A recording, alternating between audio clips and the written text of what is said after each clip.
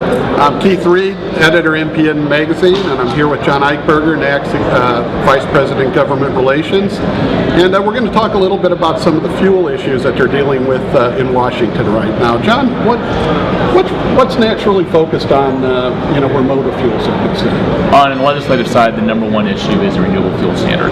We're running up against a black hole next year. We cannot comply with the mandated volumes of the renewable fuel standard without having massive changes to the market, and the changes aren't going to happen. So we're really working with Congress and the administration to provide flexibility to the market.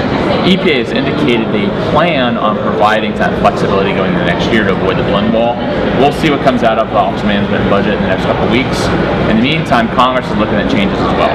So we're really focused on making sure that the RFS can be implemented without forcing retailers to put in new equipment. What do you think the mood is in general? Is there going to be a lot of resistance to this? Do you think it's an area where there can be cooperation and actually get some progress done? It depends on how big of a change they want to make. If it's a narrow, targeted change, I think you can get some support from all sides. If it is a massive rewrite, you're going to have a major fight. You've got the White House has said repeal is not an option, but they seem to be open to changes. You've got a Senate and a House that right now aren't talking to each other very well. But the factions are starting to split. It's starting to become very interesting. I think there is an opportunity to have some meaningful reforms. The question now is when.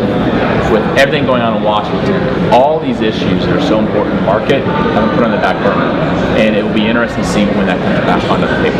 I think one of the most interesting aspects is that there seems to be some interest in looking at this program from the EPA perspective.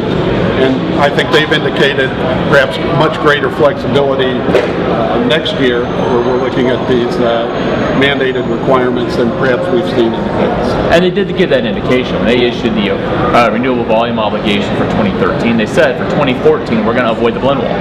Now, everybody has a different level of confidence in EPA. What will they actually do, and will they do it right? My biggest concern is no matter what decision they make, they're likely to be sued by one side or the other.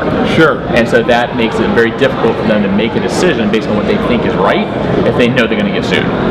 I've noticed, while there still seems to be a lot of support for biofuels generally, I've noticed even among some of the thought leader Northeastern press, ethanol itself isn't quite as favored perhaps as it once was. It's not quite as favored in California necessarily, which is a leading environmental state. So it does seem to be, we're in a time where things are more possible perhaps than they were a few years ago. Years ago, the agriculture community is 100% unified. You had the animal producers and the crop farmers all together. That's not the case anymore.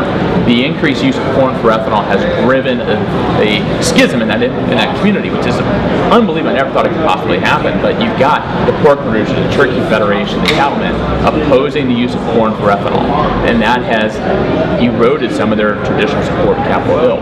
What I think is going to happen is you may see some relaxation on the corn-based ethanol provisions, but there's still a strong desire for advanced biofuels. Sure. And that is really driven by a desire on those who are concerned about climate change to reduce greenhouse gas emissions. And that is not going to go away, and that impetus on advanced biofuels is going to continue. Thank you very much, John. Absolutely. Thank you. Anytime.